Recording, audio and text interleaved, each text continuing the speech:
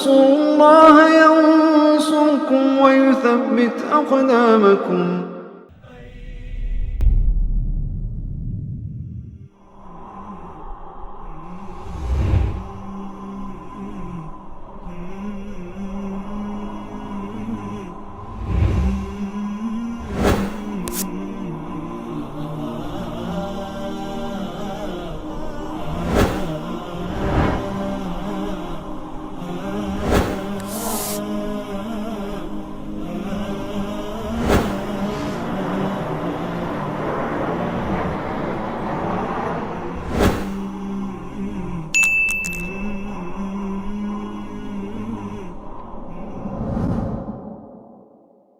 Al-wudu'u qabla an-naum, itu berwudu terlebih dahulu sebelum tidur.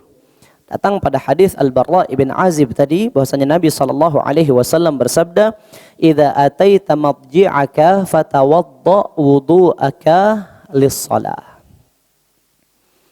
Demikian pula sabda Nabi SAW, "Idza awaita ila firashika tahira." Ya, jika engkau kembali kepada atau mendatangi tempat tidurmu dalam keadaan suci, di dalam sebuah riwayat disebutkan, maka Allah Subhanahu wa taala akan mengutus seorang malaikat yang berdiri di sisinya, beristighfar, memohon ampun, meminta kebaikan baginya sampai ia terbangun. Itu kapan? Kalau dia tertidur dalam keadaan suci. Maka kalau kita lalaikan sunnah ini, rugi kita jamaah sekalian.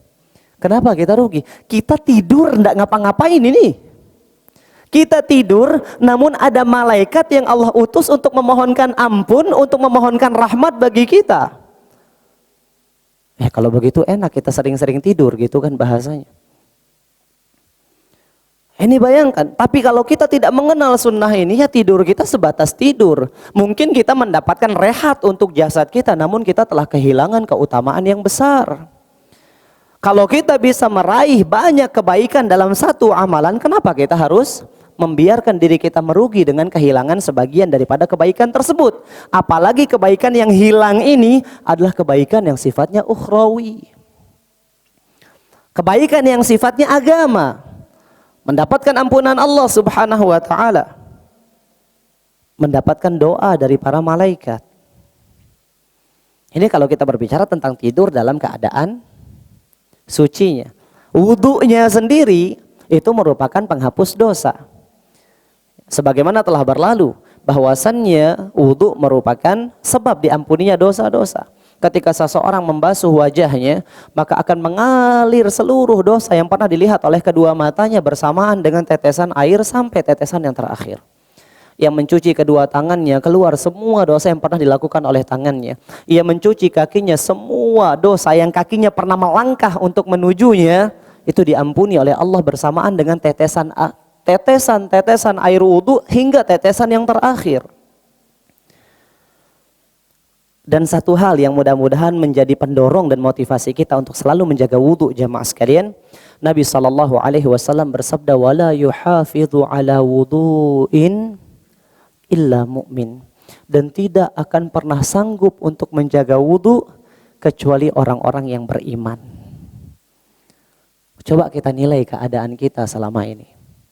Apakah kita termasuk orang-orang yang beriman dari satu sifat ini saja?